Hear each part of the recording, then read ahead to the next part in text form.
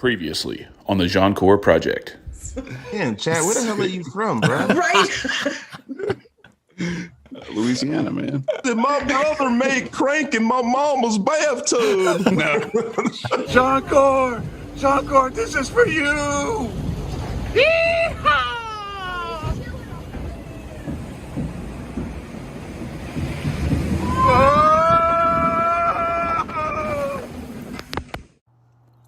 And now, episode 18 of the Jianchor project.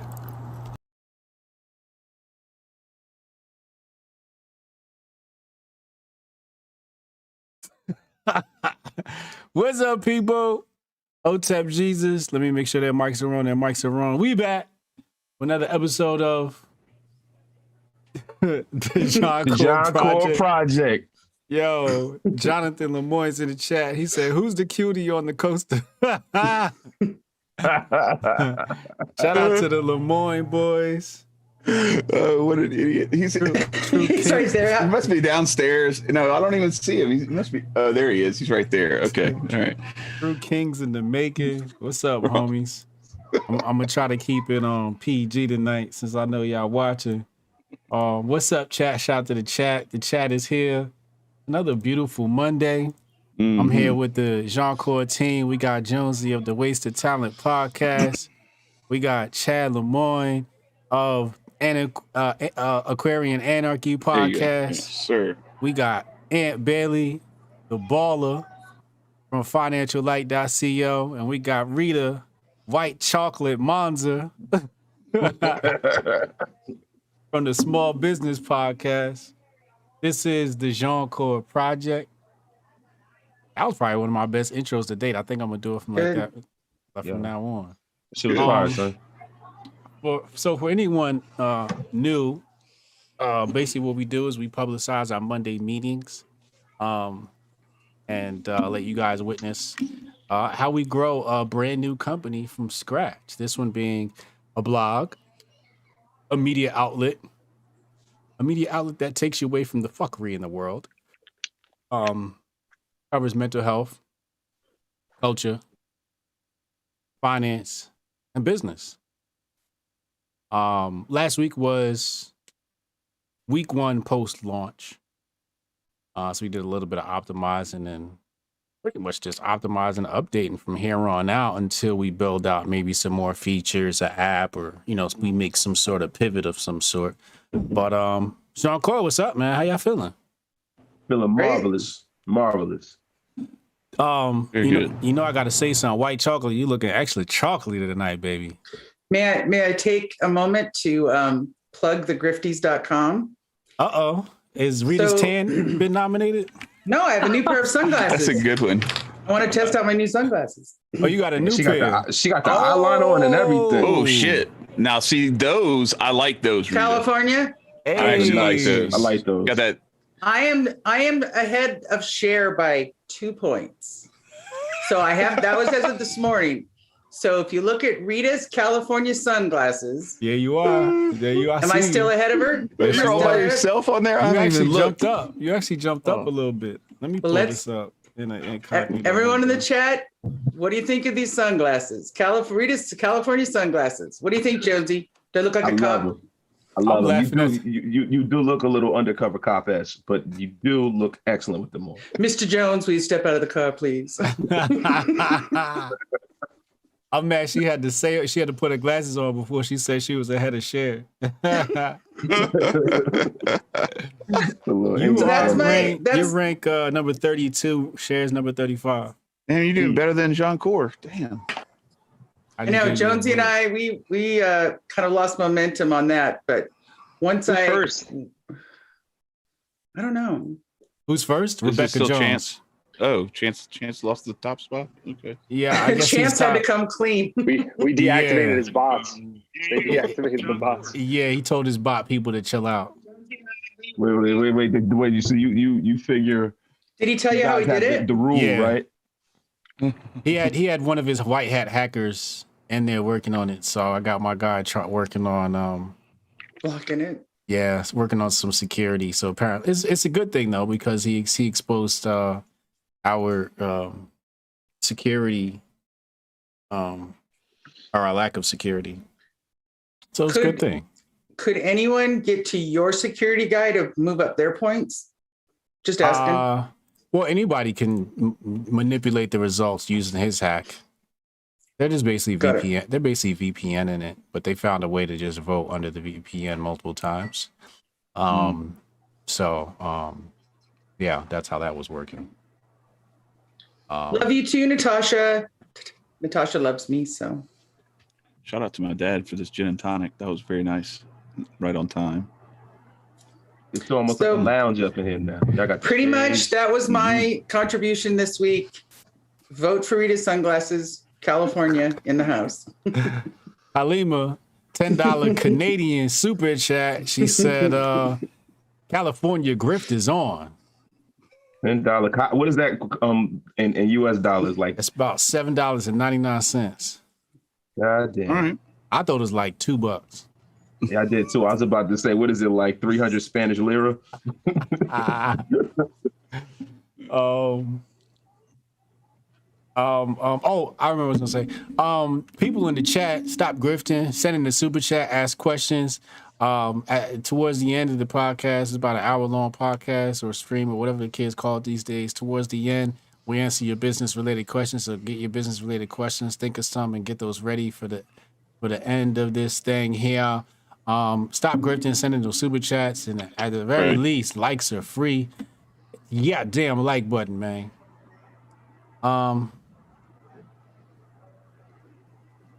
Let me pull up the site because that usually helps organize my thoughts.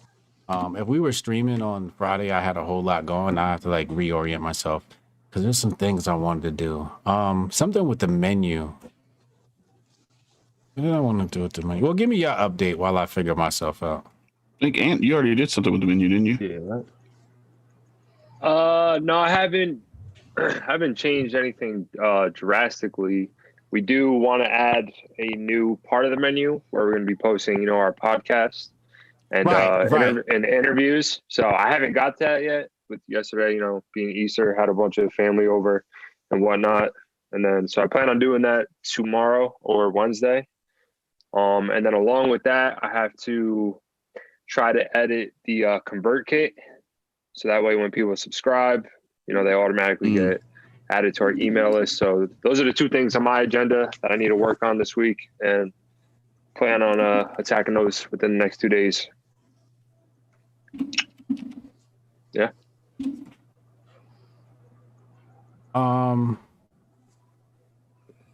Okay, it looks like I found a plug-in here. So for those in the audience looking, we have the way it's set up on WordPress is for all the new subscribers, it triggers an email to our email account that we have to manually add in each subscriber. Mm-hmm. So we're looking at a plugin, which we use ConvertKit to send out our mass emails. We're looking at a plugin to put them together. Oh, yeah, that was the other problem. Yeah. Chad, you figured out the scheduling thing for the blog post, right? No. You still for the you mean to schedule for when it's going to post? Yeah, that part's You figured that out? Yes, I figured that out. All right, hold on. Let me. But I haven't been scheduling anything. I posted one the other day when we were stuck in traffic. The DTs. How are we doing as far as consistency, like daily? It doesn't look like we got daily things happening.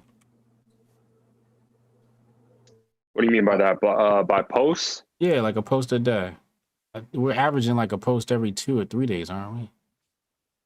Well, we were a post a day, and then I think maybe like we've had like one every other day for the last 3 or 4 days. All right, so I see.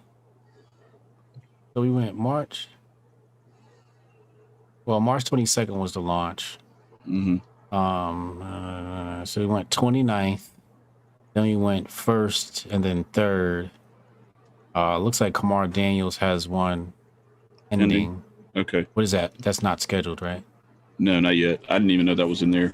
I guess he's working on that.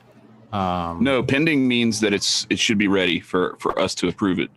If it says draft, they're still working on it, and they might be editing or whatever. So whenever they're done editing, they can set it up as like it's ready to publish. That makes sense. The only thing is, like, it's really helpful when they can put their thumbnail in and put their pictures and everything in, because that makes it a lot more seamless to where all I have to do is proofread it, and then, or somebody, Ant or whatever, to go in and you got to adjust proofread and then send it. You got to adjust their level of access, right? I did. They can upload pictures, but then I don't know. There's something else that I may have to go back into that. If you go into the plugins, there's a thing where it's like user abilities or some shit. I don't remember what it is called. Yeah. Let me pull it up. User role editor. Yes, user role. That's it. There you go. Yeah, user role editor, and then but then you have to know exactly where to go, because there's like a ton of different different things you can get for each role. Yeah, right. And so you have to go to contributor and then check off just the one. All right, and let's see: delete aggregated records, delete posts. Yeah, I don't want them to be able to do that. I want, like, they're in a position to where they can delete their own post before it's published. Yeah. But once it's published, it can't be deleted. Right. Or edited, right? Because we'd have to go in and do that. Yeah, we have to release it. We have to pull it, and then, or we can edit it ourselves while it's live. Because I've done that a few times to go in and correct. It looks like contributor now has the ability to delete posts. Right, but if you keep looking, there's a thing where it says delete published posts, and that's not checked. I got you what you're saying. So they can't, once it's published, they can't delete it, but they can delete if they screw up, and don't want to, they want to start over or whatever, they can do that. Yeah. All right, so you got to figure that out, right? Yeah. Which, speaking of writers, like if you're itching to write, you're sitting on the fence, you're not sure if you're made for this or not, put your shit out there. Like we've got a bunch of people who are putting stuff out there. Some of them for the first time, and we've gotten some really good stuff. And we know you got it in you, so don't be afraid. Just write, put some stuff out there, so we can so you can be part of the community. Ed at $9.99 super chat said, "You doing something with Malice or Dave Smith again soon?" I am not, but tomorrow I'll be debating Anomaly on if Trump has sold this out or not. So make sure y'all tune in at 8 p.m. That's going to be a jolly good time. I'm going to destroy his ass. I'm taking the side of backing Trump. He's going to take the side of not backing Trump. Was it his followers trying to come for you? Yeah, but it's just Twitter. My followers was coming at him too. You know what I mean? It's just Twitter. It's all in good fun. Chad, I want to talk managerial stature. Okay. How is the staff doing with meeting their obligations? So far so good with most of them. I think we have who's flaked out? Who hasn't hit their KPIs? Who promised something and didn't deliver? Don't say their name. No Give one. me a number. I didn't. Well, okay. So before I went on vacation, no one. Okay. Since then, I don't. I have to be honest. Like I looked at the site like twice a day, maybe, and I couldn't tell you for real if that's like if we've had anybody quote unquote flake out or anything like that. But so far, the people who committed to writing stuff have been putting in work and getting their. How many we got? DT, Adam, Andy, Jeremy, Kimmy, Jenny, Kamar, DT. Wait, did I already say DT? Yeah, I already said DT. So that's 7. Alchemy. Juliet, I already said Alchemy. I'd have to go back and look. So I'm gonna forget somebody and feel like it. Yeah, we got enough people for one a day, but we're not hitting one a day. Yeah, well, now, so a couple of them told me, like Jeremy, I think, told me he can do one every other week. Like that's just what his commitment level was. So like he changed his commitment level. No, he was. That was what he was there. That was where he was from the beginning. Okay. Yeah. All right. Yeah. And Andy said 1 or 2 a week, and he's done 2 or 3 in the couple of weeks that we've been on. So okay. So I'm he's trying good. to figure out how we can get to once a day. We might have to put not only once a week, but everybody's delivery date, right? So if we want to be Monday, Tuesday, Wednesday, right? The person whose day is Monday might have to have theirs in by Sunday. No, right. That's actually like part of what I was looking at is as these started to come in was whenever you turned in your last submission, that's your new deadline submission date. And then it's whenever you submit it, it's gonna drop like a day or two after that. And that way we have like a constant fill from the back. And but what I'm saying is does it, if you're doing it that way, does that mean we have a once a day cadence? I have to look at it and make sure that we have it at once a day. Let's figure that out. Like what that should look like. You know what I mean? Okay. Like, yeah, I don't know. For sure. I don't know what it looks like, but somebody should have a day that they know their stuff's going to be published, right? Mm-hmm. So that we can kind of expect it, and then we can disseminate the blog stuff. Okay. I would like to say something. Yeah, go ahead. I think that if we can't get to that one a day with the contributors, we got to fill in the gaps with that. From the team. Yeah, from us, we're gonna have to do that. Yeah, that could be potential, but we really don't want to be there. That would be like if somebody fell off the team. You know what I'm saying? Yeah, I don't want to, but I'm willing to step up. You know what I mean, and try to deliver more content. No, I think they should be able to hit that. Once a week, it should be doable. I mean, when we had my blog, man, Vonnie was doing 7 a day, 3 good ones a day, like long, articles. I mean, we were only covering, music, but people would contribute 3-4 a day, which required less, but still, like I expect a lot more from people. And like, I don't think once a week is a lot to ask. It's not. Like, especially if you're well informed on the topic you're speaking on and it's something you're interested in, our writers should be able to put out content pretty easy, Yeah. So let's give them some tips. Some of them, many of them, all of them could potentially be watching right now. Well, are we meeting tomorrow with everybody? Oh, we are? Oh, yeah. What time? 6 p.m. 6 p.m. Yeah, Hotep time.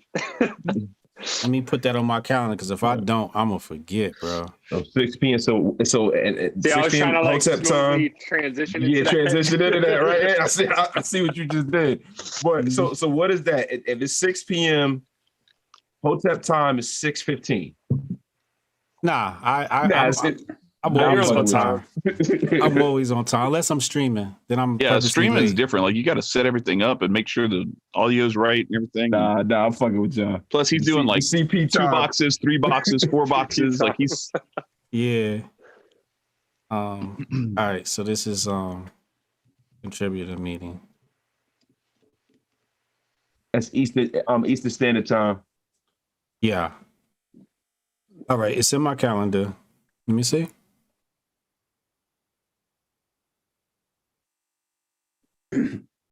Why is it not showing up? So we did send a note to the writers in Slack. Okay. FYI. Yeah, everybody's not in Slack. That's another thing. Like we got like the ConvertKit stuff. We had the people who didn't sign up through the ConvertKit. Oh, I had this on my calendar. All that stuff. So like we have that. That's one of the things too that I need to work on is getting all this stuff aggregated to where I know who's who and where they are, and I can actually communicate with them on a routine basis. Because right now I'm having to send emails to some people because they're not in Slack and say, "Hey, can you sign up? Can you go in the Slack? Yeah, here's the link again." So I have that on my list to get everybody on the same page tomorrow. Yeah. Should we email those people that aren't on Slack that are writers tonight in case they're available? Yeah. Okay. Yeah. Okay. Mm-hmm. We had one of them join today. Nemo joined today, so that was good. What I want to do is something that's educational just for the podcast, like for our listeners tonight and for our subscribers. Because tomorrow I want to just dive into the anatomy of a blog post. I don't want to spend time trying to coach productivity. So at the 20-minute mark here on the video, in case we need to refer to somebody, I'm going to give you some ideas on how to, be more productive with blog posts. So basically, you want to start off with a a simple spreadsheet, you know, and jot your ideas down. Just to be a little bit unprofessional. What I used to do was I used to get high, right? So I used to roll me a joint. I'd sit in the bathroom on the toilet and I would smoke the weed. But while I was smoking the weed, I'd pull my phone out. I'd write down every single idea that came to me. Because as you know, when you smoke weed, like your creative juices is just like on 10, on 1,000, right? I'd write down every single idea I had. In fact, I've written most of my marketing plans while high. I just like the structure of them. Or the meat, I should say, the meat of them. I forget where I got this from. It was probably from some book, maybe Tools for Titans. I forget what it was. But they basically said was, I forget what they called it, but write down, like, you have these moments in your day where it's just like ideation, you know, idea creation. And you just sit there and just write your ideas for 30 minutes. And at the end, the goal was to write down 50 ideas. Then after that, you sit down and you look through them and say, all right, which one of these do I want to execute on them, right? Doing the ROI calculations and all of that. And I think the same thing goes for blog contributors. You know, it's like, what happens is a week goes by, it's like, oh shit, what do I write about, right? Mm-hmm. And it's just like, you could just refer back to your sheet and say, oh, I have 50 things I remember I wrote down that I could write about. And I have apps in my phone that basically I hold my ideas. So when it's time for me to write, I would just pick a topic. I would just go on my thing and be like, all right, I got to write a daily email today. What do I feel like writing about? I'll write about this. Boom. And I have the ideas. I don't have to sit down and think of, things to write about. And I think that's what we should do. We should probably create a spreadsheet. We should have the contributors, like a shared Google Doc, Google Sheet. Open up a tab for each contributor and have them write topics in there. Right? That's a good idea. And the cool thing is we can collaborate on that document. So you could say, hey, Kamar, I was running this computer problem. This might be a good idea. And you just pop that idea in there. Okay. Yeah, you know what I mean? You see what I'm saying? Mm-hmm. And you could put a note next to it and it'll say, like, Chad put this here. So we know who put ideas in the thing. And then everybody can just collaborate. I think that would be a great way to do that. Okay. And then that'll solve that problem. So when people because I think that's the biggest problem with writers is they don't like, what am I going to write about? Mm-hmm. Yeah. And then what's his name? Neil Patel, right? Okay. He has like very good YouTube videos, the short videos too, that basically describes like how to write a blog in like 10 minutes. And then he basically has, this certain strategy, sort of like what you just said, how to extract the best ideas, how to organize them, and then efficiently put them in order so you can get blog posts done like that. And he is like, it's not just one video, it's a couple informational videos that I think are pretty useful as well. Yeah, he's a beast. I definitely suggest people checking out Neil Patel and the information he puts out. Absolutely. Especially that video that you're talking about. How to write a blog post in 10 minutes, because it shouldn't take any longer than that. Maybe structuring it and finding the pictures and all those other things, formatting and editing might make it a little bit longer, but the actual writing of it all should happen in about 10 minutes. It took me about 10 minutes to write my blog for Jianchor. I'm just looking at the chat. So yeah, that's cool. Yeah, I just think a lot of these people are probably new contributors, right? Mm-hmm. They've never done anything like this before. So they're going to need some managing and some coaching and, some nurturing, because your life changes when you get involved in these projects. You know what I mean? Mm-hmm. Mm-hmm. Like your normal schedule day to day is modified every time you add a new project. Mm-hmm. And you got to move things around. You know what I mean? Mm-hmm. So that's a habit they're going to have to get used to and pick up on. So cool. You know, hopefully that'll solve the problem. We'll do the 6 p.m. meeting tomorrow. I'll be prepared for that and have some sort of guideline on perfect blog posts. So that's cool. All right. What else we got to talk about? I wanted to get into how we're going to try to structure the video content on the site. And is that part? That's going to be easy. And tell me if you follow me on this. You know how you organize the site, right? And it has the different categories, right? What if we just create another fifth category or fifth main category and call it podcast, right? And then have that be another section on the homepage. Yep. Right? And then post the videos as posts. Okay. You see what I'm saying?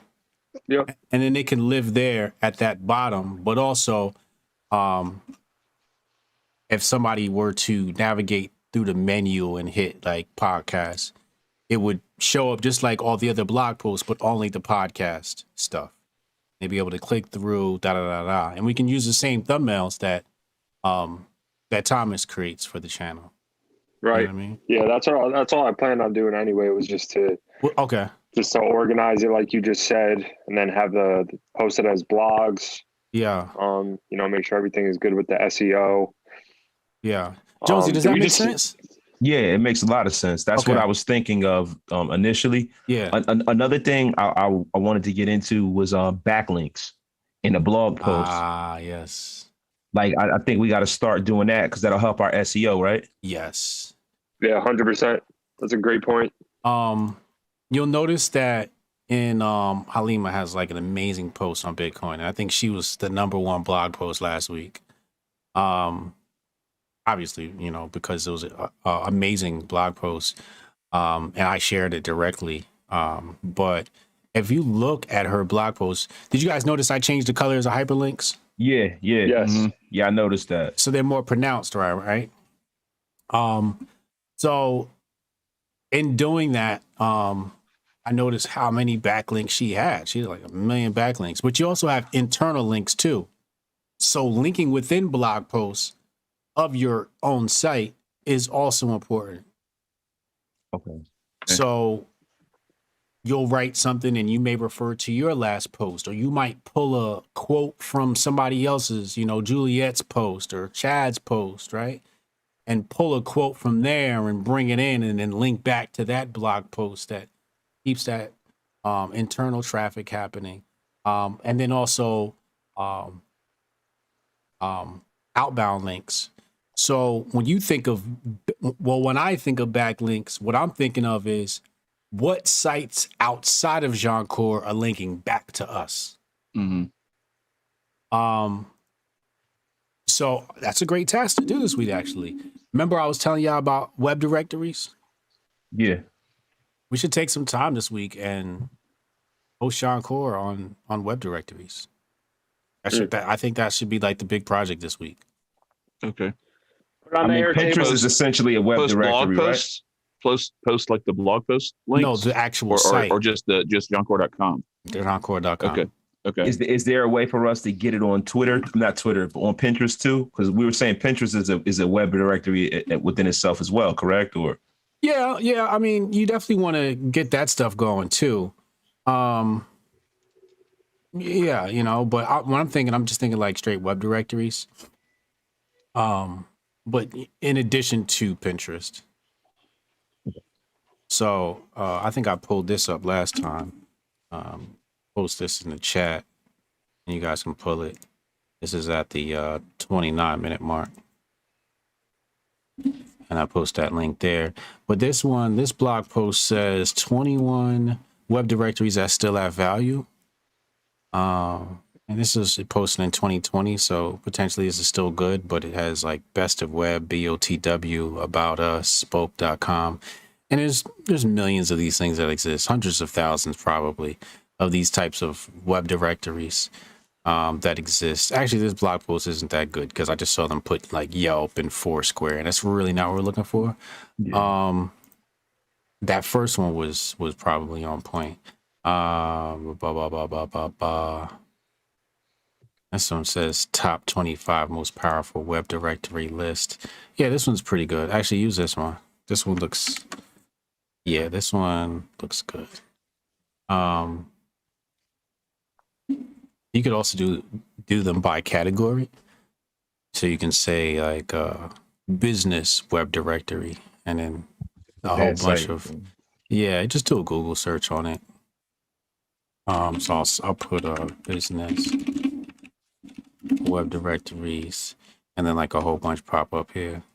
You know, I see one Vendasta has top 100 online business directories, but that, you know, to cut it short, that will provide you some back. Shout out to Trash Can Conductor. He's not a grifter.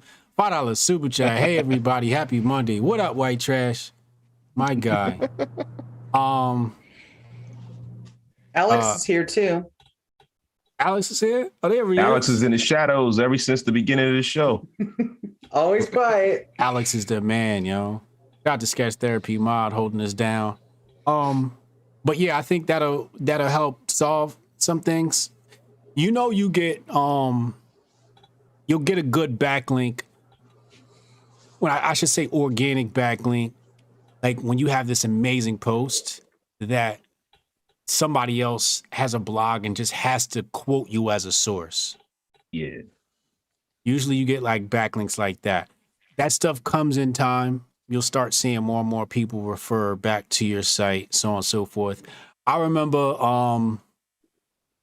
this one kid, he had his main blog, then he had 4 dummy blogs. And he'd have them all like backlink to each other. Yeah. It would be the same content pretty much. And I figured out because I was an artist and I was trying to figure out which blogs to get featured on. And I noticed the correlation and I found one of his blogs in that network. I'm like, oh, he's got 2 blogs. I think he had like 3 or 4 other ones.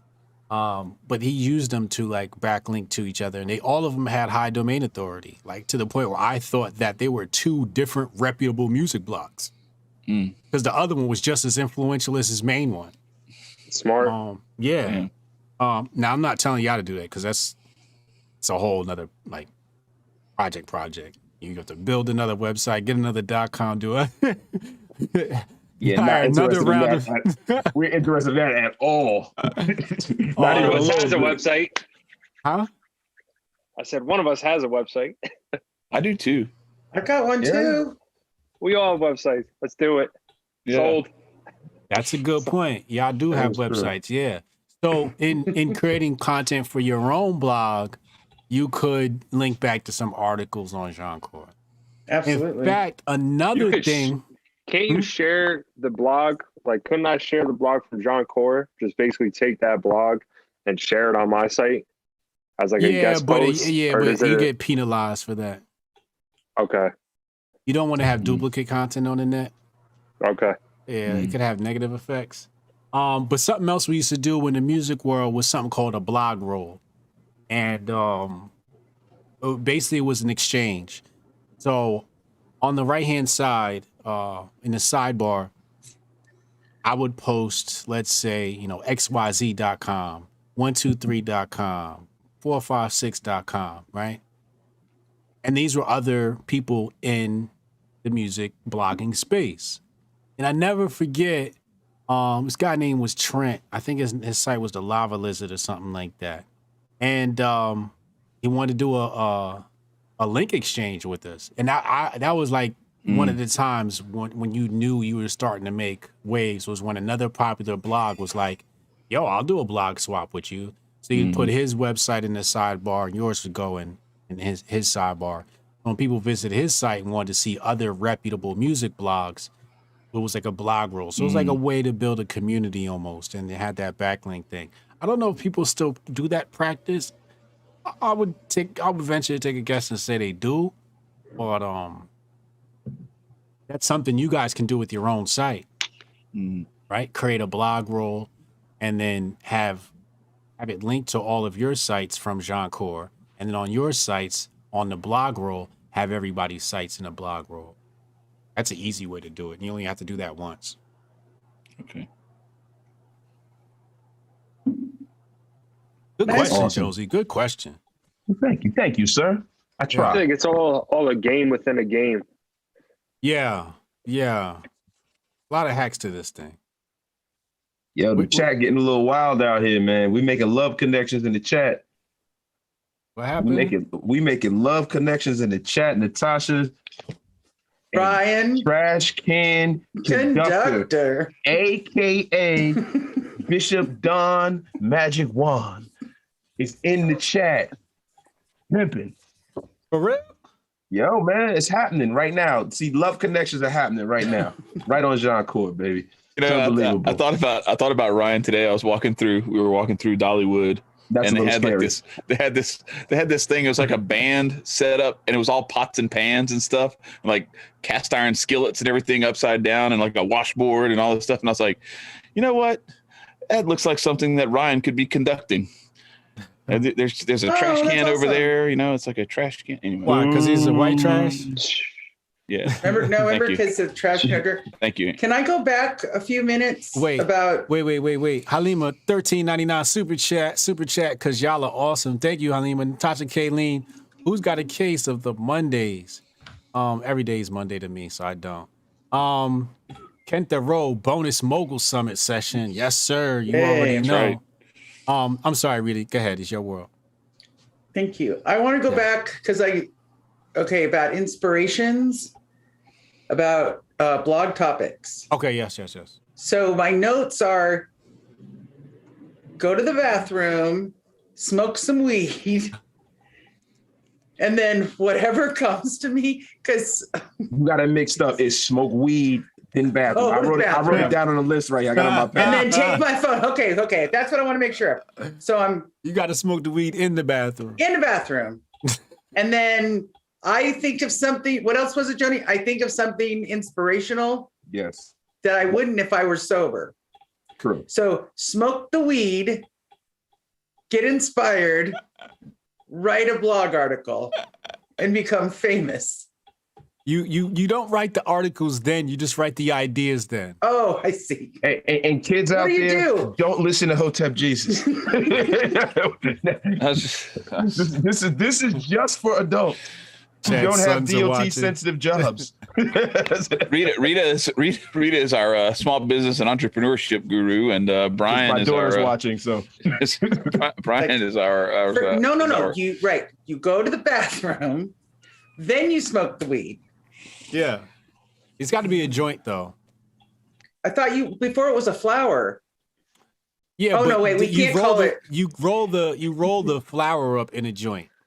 Okay. It's got to be a joint. We I don't know if you're do still watching or blunts. not, but Jesus. We don't No. do cigars. our kids are watching, so It's okay. kids, It's all right. It's all right. don't roll up any weed. Not even a little bit. I'm just saying that's to my children. See, Alex said we got the same creative strategy. We do? Yeah. You got to sit on the man. toilet though. Oh, jeez. You got to smoke the joint on the toilet. Look at this. Lima. California Mars on fire. Puff, puff, pass plug. Ooh, should I put my glasses Past on? block. These will be That's a good one. these will be my California weed glasses. You're going to need them Oh, after my you get off the God. toilet and go in public. For the ladies, Oh, God. just for the ladies, could we please not do the toilet? Because that's not an anecdote that I want to share one day. The best To say, ideas come when you're sitting listen, on the toilet. kids, Rita. the first, oh, jeez. For men, I think. Because men enjoy that. But let's not talk about men in the toilet. No, like even when I don't have the flour, sometimes I'll just sit in the bathroom and like get work done. Because it's quiet, right? I think that's what it is. Is it's that what it's it quiet. is? Mm-hmm. Quiet. It's like you're alone, nobody could bother you, the door is shut, and you just got like 100% privacy. It's like this like booth. Social rules. Yeah, when you're in the bathroom, you shouldn't be interrupted. Yeah, You gotta go for It's a you gotta go for a well-known fact. walk without the phone. It's a that well-known works fact too. You gotta that go for a Elon walk. Musk developed the blueprints for the Tesla car on the toilet. Is that true? No, I'm kidding. When Jonesy says some shit like that, you never know. Because I know, it 'cause could he's be so- true. It could be true, but it's most likely Jonesy just made it up. I was about to run with that. But he says it with that authoritative tone of voice. Exactly. I look. To me, with just deductive reasoning, he was on the toilet. Goddamn it! We're We're running with it. Damn it! We're running with that. I just think, Rita, it's just like Right. the whole point is you need ideation sessions. You need Sure. moments where you don't do anything but come up with ideas, right? So I would sit down my spreadsheet, like, what should I write about? I just start writing down whatever comes to my mind. Mhm. Like just different topics. Anything. I don't even the trick to the thing is, and you can do this with teams too. And I've done this with teams. It works really great with teams. But the trick to it is you got to do it with non-judgment. So, for example, when I used to manage teams in the tech world, well, I'm still managing teams in the tech world. I'm talking like corporate. But I actually did this at Wazo.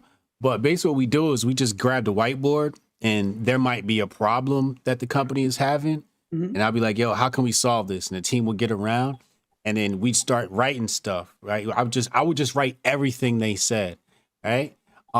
It could be a tagline we're trying to come up with. And I'll just write whatever people say, right? And then I remember one time somebody said an idea and the kid was like, oh, we could make that better. Da, da, da. I had to stop him. I said, look, during ideation period, there is no judgment. There is no fixing. Whatever comes out of your mouth, it is what it is, because nothing up here is perfect. And nothing up here is going to be the final solution. I think we were trying to come up with a tagline or something like that for a company. So I wrote down everybody's ideas, and we got a whole bunch of things. Then you just started playing like absolutely. with what was on the board. So like, oh, I like this 2-word combo and what John said, and I like this 2-word combo, and I like this word here, and I like the way you described it. And then you just start moving stuff around until you have like this full, perfect, complete tagline. But it all comes from the ideation period, Right. But it has to come from a place of no judgment, even when you're alone, because what happens is when you judge, you stop the flow of creation. You stop the flow of imagination. No, and it's a great idea, especially when here's a list of different topics that you could write from, or, to a writer, we've got 3 different topics. Can you write one at least from this 3? Right. And if Exactly. not, we'll give you 3 more to write some. I had to do some, I forget what it was for, but it was like you had to keep writing for like 2 minutes on a topic and you couldn't stop, like no matter what. It doesn't matter if it said like, I literally have to keep going, so I'm just writing this. Like you just have to keep on going on this certain topic, and then that way all of it gets out on a piece of paper. And then once the 2 minutes is over, you go back and dissect it, and you basically take the best ideas. It's like a brainstorming thing. Yeah, you don't I forget even what I fix did typos. it for, but it was definitely effective. But it's a really Exactly. great lesson, though, because I think all of us, and maybe not Ant, but I think Chad has said it, I've said it, and Jonesy, we have a lot of work that's not completed yet because we keep going over it and kind of trying to perfect it, make it better. Done is better than And so- perfect. I'm sorry? Done is better than perfect. Right? Right? You know. So that's the, so who that's, cares? You got a perfect 1/3 of something from completion. Like it's Right. perfect, but it ain't complete. I can't do nothing with it. right. I think imperfect is better because it shows genuineness Well, it's done. and authenticity. Yeah. There was a book that my brother gave me. This is a long time ago. It was by Julia Cameron, I think. But it was basically like one of the things that she recommended that you do is every morning you just write for like 5 minutes, like what Ant was saying. You just journal, just write your thoughts, write whatever, like when you wake up, write whatever you were thinking about before you went to sleep, write whatever you thought of as soon as you woke up in the morning, maybe what you dreamed about, whatever. You just wrote and wrote and wrote. And like, it's crazy, like the ideas that come to you in those moments, like you've talked about a lot of times, you can let your subconscious work on these problems for you in a lot of ways. I can't remember the name of that. I think Grant Cardone has something similar to that. He says like, wake up, like whatever you want, wake up in the morning and write it down. At night, you write it down. And every time you have a setback, write it down again. Yeah. That way you keep it focused. Yeah. I want to come back to what Ant was talking about. Even when you write your blog posts, don't even stop to fix typos. You might stop to think, that's fine. don't stop to fix typos. Write straight through. Like when I used to do my daily emailer, I would write the whole thing and then come back and fix the typos later. Especially nowadays, we got the word correct software, so it's gonna highlight whatever. And don't look up. Don't look up at the screen either. That's another trick. That was my point about what. It's just a good lesson. I'm going to speak on my behalf. Of you're kind of conditioned not to really show something until it's polished and it's imperfect. But it loses its authenticity, like Ant was saying.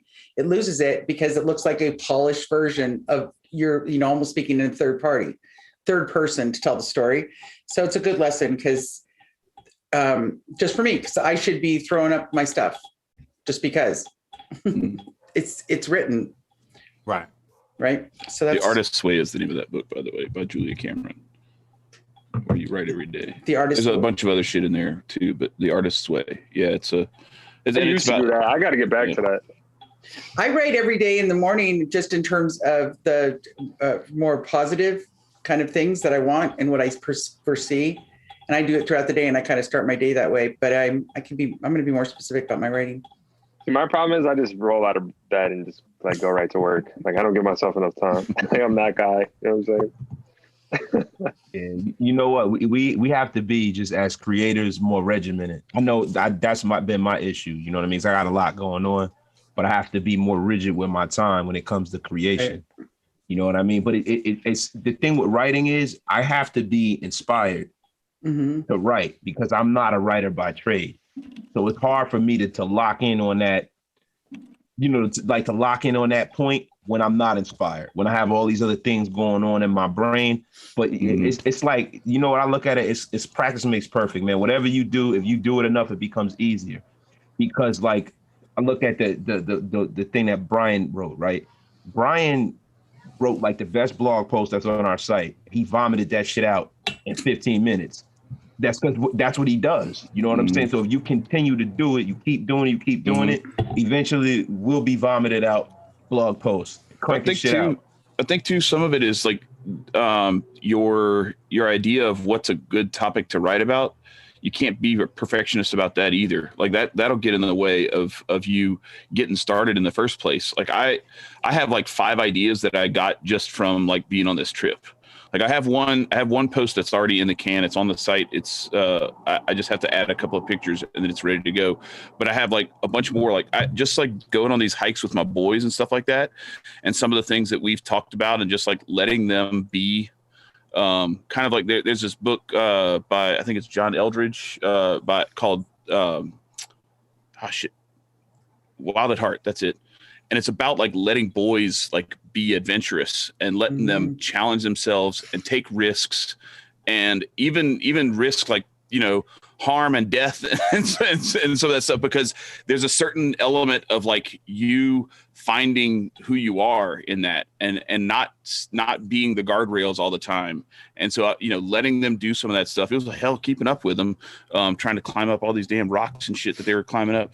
But there's a certain part of like the fact that it's just me and them out here. And then like we broke away from our parents on some of these hikes and like my wife's not here to say no or like that. So we just like, I let them go, I let them do their thing. And it's been really beautiful to watch. And they feel a certain sense of like being held back when they're not allowed to do that. Of course. And it's not just you took the chains off them, you liberated them, now they running wild. And so I'm going to write about that. And I'm going to write, I wrote the piece about time and like manipulating time and those sorts of things. But then I also want to talk about just some of the other experiences that I've had since I've been out here. And I have a little list on here. I was trying to pull it up, but I can't pull up. I have too many damn apps on my phone. I can't find my reminders app. But anyway, it's on there. But yeah, just so like Jonesy, to that point, when you're going through your day and like some bullshit happens or something else, and you're like, man, this is one of the things that's messed up in the world. That's where you make a note and be like, all right, that's something I can write about, because whatever like fills you up with that passion inside you that makes you want to say something or cuss somebody out or whatever. That's the energy that goes into. How many times do I have to say on this show? I am an unapologetic grifter, shameless self-promoter, and I have no soul. So nothing compels me to want to write. I don't want to get all misty-eyed and doe-eyed about things that people care about. Like, if you leave it up to me, I'll write about boobs and sports all the time. Well, I'm just trying to get paid. I'm in Dolly Parton country, so why not? Encore project. That's right. That's right.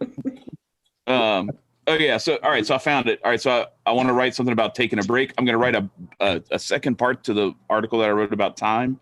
I'm going to write this thing about my boys, and then I want to write something about sports. The idea that like how much better sports are when more people are playing them and fewer people are watching them, because I think we have too many spectators and not enough athletes, even in our later years, where we give up on that, and sitting on the couch with a beer is our, has sufficed as what and we have the favorite sports team in bio aficionado himself on the screen who will slap you down if you don't agree. It's funny you say that, because I started writing about the metaphor of be the player, not the spectator. That's beautiful. And it had to do with what we're doing is be the player, not just someone who's judging and standing on the sidelines and saying, you should do this, you should do that. That's because that's what I find so unique and beautiful about our project is we're the players inviting other players in. And we're just doing our thing. Right. We're just doing our thing. Yeah. We're not, fending people off. We're not saying we're better because of this. We're just doing our thing. Yeah. And I just used that metaphor about saying, be the player, not the spectator. So that's really wild. Yeah. Oh yeah. We're on the same wavelength, Chad. Is that scaring you? Yeah. Say what you were going to say, Brian. I want to share a Teddy Roosevelt quote about that. Share it. Go ahead. Okay. All right. So he said, it is not the critic who counts, not the man who points out how a strong man stumbles or where the doer of deeds could have done them better. The credit belongs to the man who is actually in the arena, whose face is marred by dust and sweat and blood, who strives valiantly, who errs, who comes short again and again, because there is no effort without error and shortcoming, but who does actually strives to do the deeds, who knows great enthusiasms, the great devotions, who spends himself in a worthy cause, who at the best knows in the end the triumph of high achievement, and who at the worst, if he fails, at least fails while daring greatly, so that his place shall never be with those cold and timid souls who neither know victory nor defeat. It's powerful. Who was that? Teddy Roosevelt. Teddy Roosevelt. I'm not a big fan of Teddy Roosevelt, but that's a good quote. Fuck that guy. Yeah, I was about to say that. That's the only thing. Like I'm like fuck Teddy Roosevelt, but that's a damn good quote, man. Halima's dropped a super chat. He said $20 super chat. She said, when you write about hiking, add affiliate links of hiking pants for kids and tools for camping that helped you. Oh, that's great. Okay. That's my grift tip to Jonesy's point. Some sports watches and talk about how cool they are. You're welcome. Yeah. Yeah, blog posts, you can do pretty well with affiliate links inside blog posts. Yeah, it's a real good way to monetize the blog is through affiliate links. I also wanted to reach out and put this out into the atmosphere as well. We're looking to expand our reach in the sports arena too. And the people that we're looking for to write for sports is not your typical stats and who's better, Jordan or LeBron, or that low-hanging fruit. What we want people to kind of dissect the sickness that's in sports right now. We want people that's going to dissect what is really going on, the underbelly of athletics. You know what I'm saying? And those are the kind of writers that I want. Like the whole Paul Pierce thing? Yeah. I mean, all of it. You know what I mean? Like, or maybe, we can kind of dive into what Charles Barkley was saying the other night. Right. You know what I mean? Jason Whitlock. Yeah. Yeah, I mean, Jason Whitlock, he's a legend. You know what I mean? That's. But in that kind of thing, just a real honest look at what's going on. Yeah, right. Yeah, definitely. That Jason Whitlock, he's the kingmaker of anybody who actually has a brain in the sports media. To be honest with you, so you know what I mean. But yeah, I mean, if you're going to use him as a guiding light to what kind of content we're looking for, think Jason Whitlock. Not to drop his name too much, you know what I'm saying? But so yeah, we're gonna get into the question section, but one more thing. Like when it comes to blog posts, the way I used to get over the fear of judgment, like judging myself and trying to make things perfect, was I'll tell myself, this ain't the last blog post you ever gonna write, dog. You know, it's different like when you're about to die and it's the last thing the world is gonna read. It's like, all right, you might want to take your time with that. You know, but it's like, you know, you got thousands upon millions upon words ahead of you in your future. Ain't nobody gonna remember this blog post. Move on to the next one, you know, and if you don't like that post that you had, you always got the next post and the next post and the next post and the next post. But if you want to get good at writing, you just got to keep writing. Any questions this week, Rita?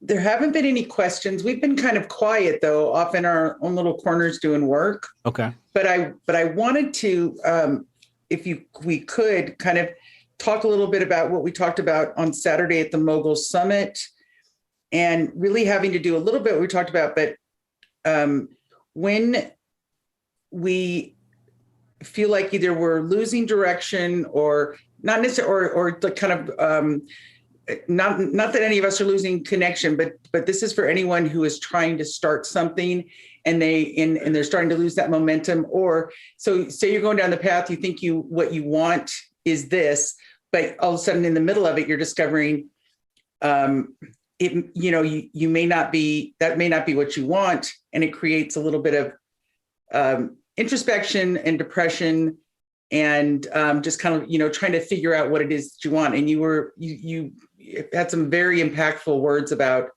really understanding to know what you want, and then I'm not going to repeat every single thing that you said, but just talking about saying, look, I didn't do the work this week because I just kind of lost focus because I'm not sure I'm on the right path.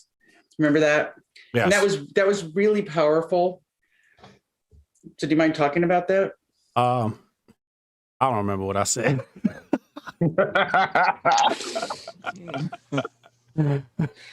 That is so funny. That was when that was so powerful for everybody. He's like, well, no. That was the lady that had trouble getting back on the horse this week. Manti Fly thing. No, not that one. It was Daphne. Yeah. Daphne, and then I was trying not to say her name. I know, me either. Yeah. I gave out a government. My bad. But yeah, I remember lending some advice, but usually when I lend advice, that shit coming straight from the third world. And right. And I don't mean like third world country, like third dimension, fourth dimension. No, I hear what I mean? And I don't know what I said. Coming through you. Yeah, it's just stream of consciousness. What did I say? I want to remember. I remember saying something, but I don't remember what I said, yo. Like this man is shitting gold. No. He was shitting gold on Saturday, man. Was I? Yes, so right. Gold, it was for people who don't know, Mogul Summit, we get our KPIs. It's kind of like we have homework to say, this is what I'm working on. This is what I'm struggling with. And Hotep Jesus says, all right, this is what you should do over the next week. And then especially people who are newer or they have more in their process to do, they go first and they say, I did this, this, and this. And then we go over it as a team. So we have one of our superstars in the class who just said, I got to tell you, I just lost focus. Right. And because she's going down a road where she realized that isn't my thing. What I thought I was going, make that separation. Is that ringing a bell? And then she's like, and then you just said, well, what is it? And she couldn't put together how she could, what we do, our day job is how we keep a roof over our head, but our dream job is what we're all working on. Yeah. Right. So she was trying to figure out, I got to keep my day job until my dream job pays off. Yeah. But I couldn't mix the two together. Yeah. And then you went on you just kind of guided her, and then you could just see the light bulb go off in her eyes because she couldn't come to that. But you also said, you kind of just honored that time of going, hey, at least you're honest about it. And you didn't come try to blow smoke up everybody to say, I worked on this. And maybe my ads didn't work this week. And she just said, I'm putting my sword down. I'm not quite sure where I'm at. And she's one of the most put together people who are one of the hardest workers in our class. Right. That's surprising. I wasn't there, but that's surprising to me to find out that that's where that came from. Chad might remember because he's been in the Mogul Summit. And you might remember. Do you remember the black lady we had in there early on? And she was like, I want to start a podcast. And she was like, and I was like, all right, you're gonna start it today, right? You're gonna record your first episode today. Do you remember that? This is way before Rita. Wasn't that like the first week? Yeah, it was probably like the first week, right? And she didn't, and then she we just, never like, hery from her again. She went ghost. She went ghost, dog. And she was like, I have to get lighting, and I have to get a camera, and I have to get this, and I have to get that, and I have to mock, and I was like, nah, you don't. You're gonna sit down and you're gonna record your first podcast today, right on your little crappy phone, and you're gonna put it out. And she was like, I knew she wasn't going to do it because she just was so timid during the conversation. We find people like that in the Mogul Summit every so often who can't execute. Now, Daphne can execute, right? But it was just touching to me that she showed up. And then owned the fact that she was out of the slump, like in a slump. And to me, I was like, that's powerful. That's powerful to know you showed up to the Mogul Summit and admitted you was in a slump and still showed up and said, yo, I just was in a funk this week. Like, I was just like, I got to help you now. Like, I want to help you. Right. It wasn't like you just said, yo, I just slacked off. I slept all week because I didn't feel like doing it. It would have been really easy for her to duck out and just not show up at the Mogul Summit at all and then have an excuse next week. When she finally got her shit together and, was like, no, that's big. Right. So it was just like trying to find her center of gravity again, and I could relate to where she was at because, and I think that's why I'm so productive these days is I remember when I made my first big bag in tech and my bank account was sitting pretty. Dog, I must have slept for a week. Like literally just sat in bed and tweeted for a week straight. And depression set in. It's like, why am I depressed? And I realized it's because I was sitting in bed tweeting all week and I hadn't been productive.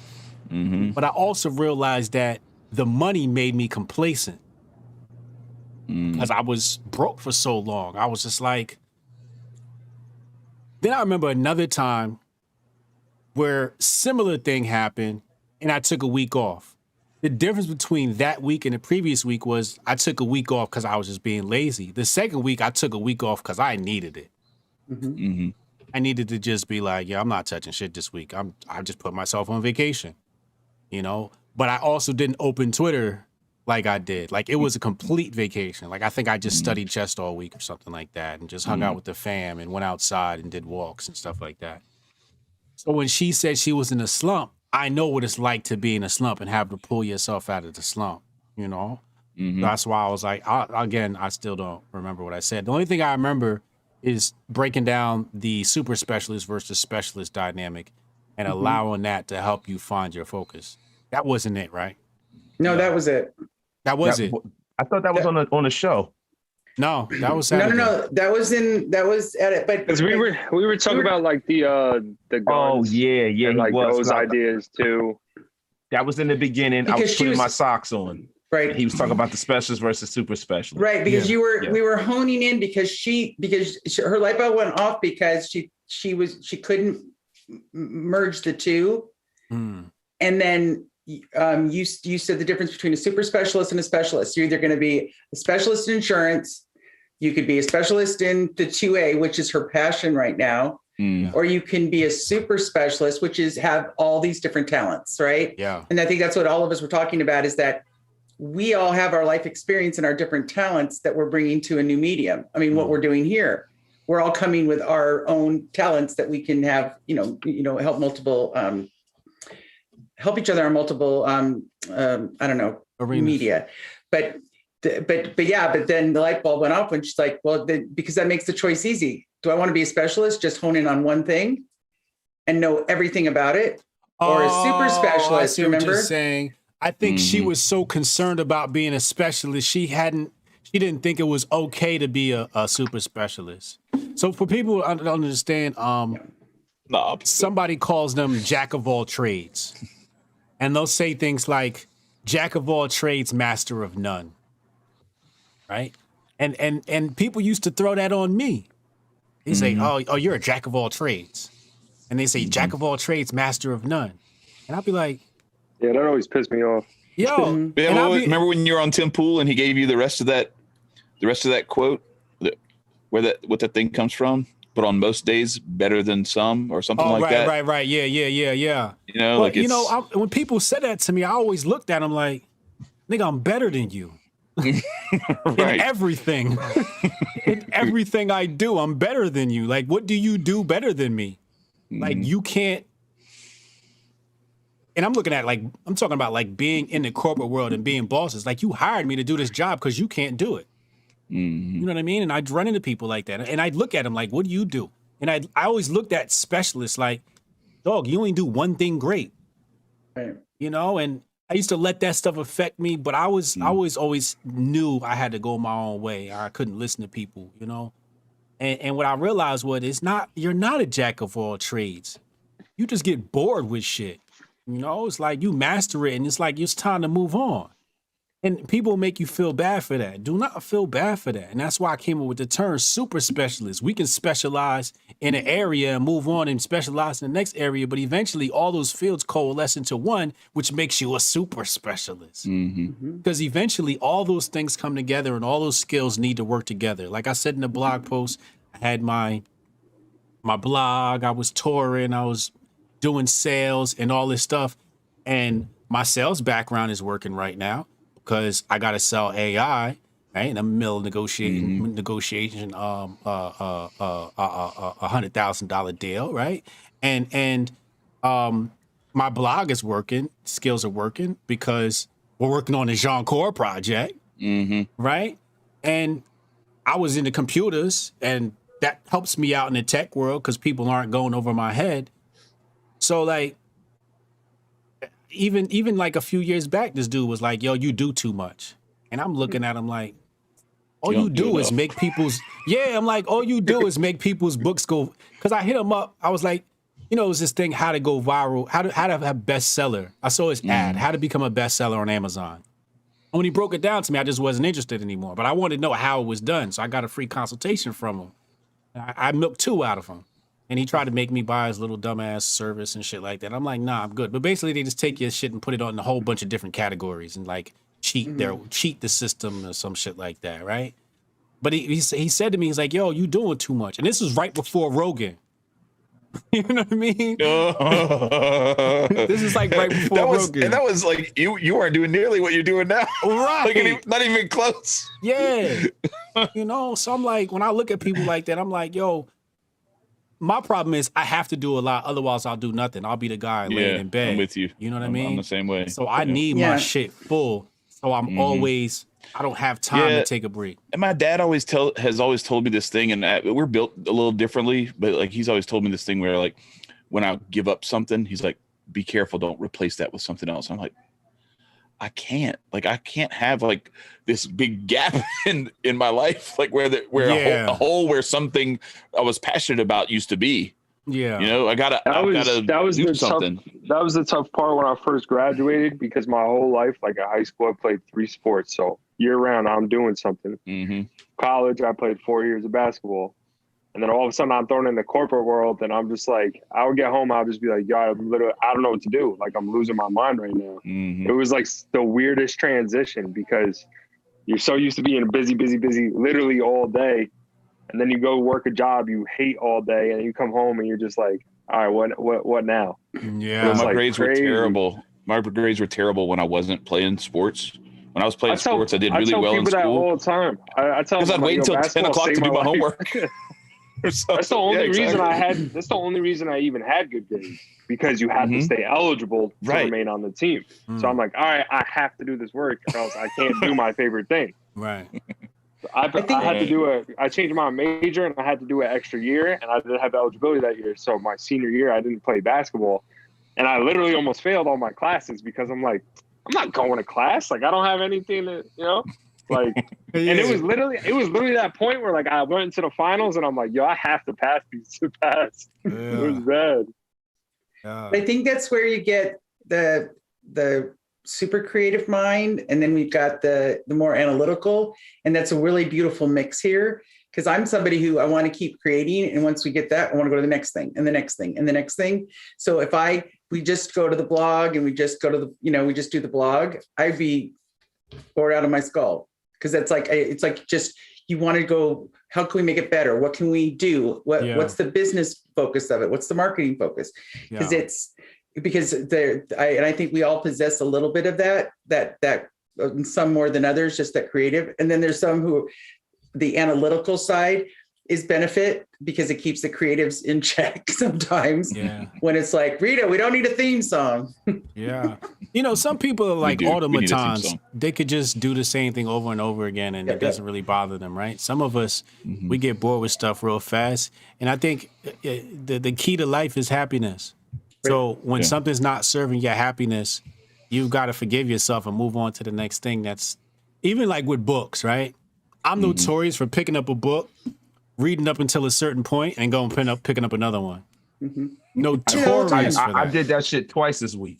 I can't do that because I'm too much of a completionist. Like I feel like I need to let go of that, because I probably need to hop around, especially the ones that start boring me. I used to be like that, Chad, where I'd feel guilty for doing that, and then I realized, like, fuck that.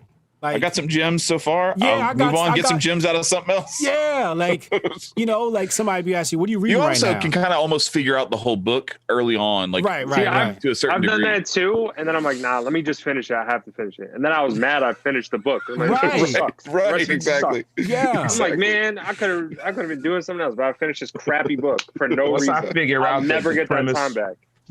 You done, right? Yeah. It's like, I get it now. Like once you get it, it's just like, I don't need the rest of this book, right?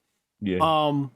But sometimes people come to me asking, like, what are you reading right now? I'm like, I mean, the 4 or 5 different books I'm reading, right? Like, I'm reading like before writing this book, because writing in this book has me complete. I'll tell you what I found out in research, and I found out about reading books. You can skip chapters. Yeah, for sure. And that's been very eye-opening for me. Like skipping 2 whole chapters and hopping to this next one, right? And like pulling from this resource only 3 chapters from this book. Because I remember, like, in researching for this book I'm writing, I read this whole book and was like, oh shit, all I needed was the first 2 chapters. I was so pissed because that's time I lost. You know what I mean? So now I'm like cherry picking. It was on the Lusitania, the book I was reading.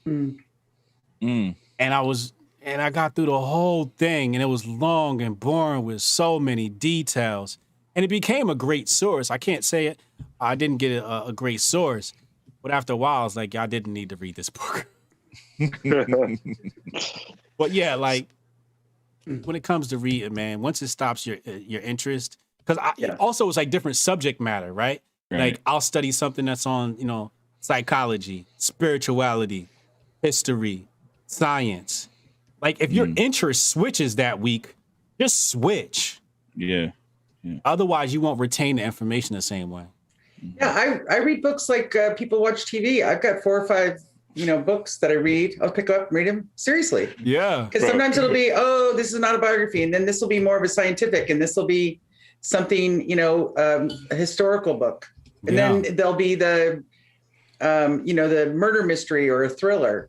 So it's just like, when I heard Naval say it on Joe Rogan, I immediately felt even better about it, because Naval was like, "Don't feel like you got to complete books." Me too. You saw that episode? I was like, I'm not. I was like, yeah. I rewatched that one a lot. He got like gems. He got gems. You know what I'm saying? And he's just like, sometimes he'll just say some stuff. I'm just like, damn. I know it. And there, why too? Like, I know I'm not crazy now. Right. I know I'm not crazy. Right. No, but there's too many that good. LeBron reading style. No, ain't nobody doing that. The book's upside down. Look, hey, I'm not gonna lie. It was Crime and Punishment, I think, in college. I read the summary of the Cliff Notes 15 minutes before class. It's a terrible story because I was also eating a honey bun that got out of a vending machine, and that thing had like mold in it, and I didn't realize it because I'm so looking at the book and everything. It was terrible. It was like one of the worst experiences of my life. Were you in the bathroom smoking weed? No, I was not. I was sitting on a bench Chad's outside in the quad. Before. I have not. I've never smoked weed before. Chad How did I know that? I was sitting out because I told you. No, because you just a good boy. You are a good boy. Chad would spontaneously combust if he smoked weed. Yo, He's had all of these feelings. I got to tell you this one time. We was at an event, and at the end of the event, we were in Chad's hotel room, and I had all the homies over, and we lighting up blunts in his hotel bathroom. In Chad's hotel? In Chad's hotel bathroom. Was he like using sage? I was okay with, like, I did have to put my credit card on the thing for like the whatever the deposit. The deposit or whatever, but I paid for the room with points, and so I was like, I don't know what's worse, like me sacrificing all my points if they disable my account, or me having to pay the cleaning fee on this room. Because I had a shit ton of points. The thing is, Chad, what Chad don't realize is he was staying in Brooklyn, New York, and they're used to that sort of shit, and they not charging you room. Yeah. The whole hallway probably smelled it was like it was a not incredible spot either. Like it was like right off the interstate or something like that in Brooklyn. Yeah. And that was like on a service road or something. And now it's legal. Right. Yeah. There's a funny story about that. I was in Oregon on a business trip, and I went into this what the hotels that have the kitchenette in it, extended stay. Oh yeah. Huge poster signs when you go to the thing. They're saying smoking to include marijuana not allowed in rooms. Like that, like it doesn't count as smoking if you're. So I was laughing. So what happened? They said, "Well, we had a group in." They said, "Hey, it's not cigarettes." What is it? It just cracked me up to no end. They said the whole floor smelled. I said, "Which floor was it?" And she goes, "If you go up to 9th floor," she said, "you will smell the remnants of the pot." That's how much it was. Who was staying up there? Snoop Dogg? No, but it was so funny. I said, but it's like everybody knows what the no smoking is, of course, but then it's like to include marijuana. Right. That's different. So to tie it all in a bow, the quote is, "A jack of all trades is a master of none, but oftentimes better than a master of one." And that's exactly like that's kind of it to a T right there. It's like, I'm better than you at what you do. What are you talking about? Like, well, thank you. Yeah, I appreciate talking about that, and thank you to Daphne for letting us mention her name 5 times. But she's an amazing, shout out to Daphne. Amazing, good people, entrepreneur. She's really good people. And I think we just have one more thing. What's that? Oh yeah, the ratio. We were going to do that this week. We were going to answer it. Something about if I remember it correctly, it has to do with how many followers should you have. Yeah. Compared this to is how the many week, people right? You follow. I don't remember. Is that exactly what it is that we're asking? Because it rarely comes up anymore. When are you following too many people? When are you following too many people? What is the perfect following to follower ratio? Yeah. Sometimes you see people and they have 300 followers, but they're following 1,000 people. Mm-hmm. Is that too much? Is that too much? Well, what is the right ratio? What is the right ratio? Find out next week on the next episode of the Jianchor Project. I see y'all. Did you think it was just going to go another way? Bye, everybody. Thank you. Never, ever going to learn to find the ratio, damn it. Yeah, really. Ever. Bye, dominate Twitter, you cheap fuck. That's right. Oh, and don't forget to vote for Rita's California sunglasses. Here's my other pair. Thanks. So. All right, we out of here, y'all. Hotep. Peace. Going back on vacation. Peace. All right, yeah. My other pair. Thanks. So. All right, we out of here, y'all.